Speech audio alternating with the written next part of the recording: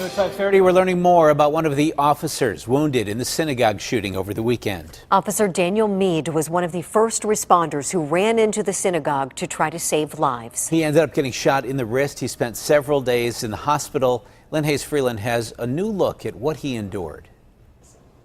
There was nothing special about Saturday morning. Diane Meade did what she always does, talk to her brother, Pittsburgh police officer Dan Meade, on the phone. Saturday morning, I was talking to my brother on the phone, Danny, at actually 9:47 a.m. He was going into roll call at 10. The next time she heard from her brother was about 20 minutes later. He had called me from the ambulance, and he was yelling, and he said, "Diane, I've been shot. They blew off my hand. I saw the guy at the door, and all I heard was pop, pop, pop," and he kept repeating himself. At that moment, Diane had no idea the guy was Robert Bowers, or that the shooting was at the Tree of Life Synagogue, or that 11 people had been killed. The biggest thing for me was I really didn't know if he was going to live from his description.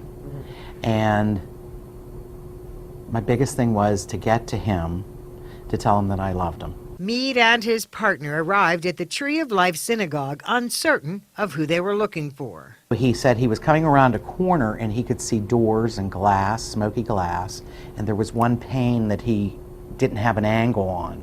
So everything was okay, and when he came around the angle, he saw a white male standing there with a gun pointed at him, and he heard pop, pop, pop, pop, pop, and he went down.